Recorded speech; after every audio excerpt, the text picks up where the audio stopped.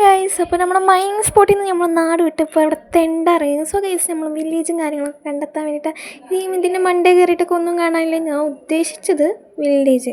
So ഞാനിവിടെ കുറേ തെണ്ടി പിന്നിക്ക് വയ്യ, എന്തിനാ വെറുതെ ഇങ്ങനെ കഷ്ടപ്പെടുന്നതെന്ന് വിചാരിച്ച് ഗൈസ് ഞാൻ അതിൻ്റെ മണ്ടേന്ന് ഇറങ്ങി.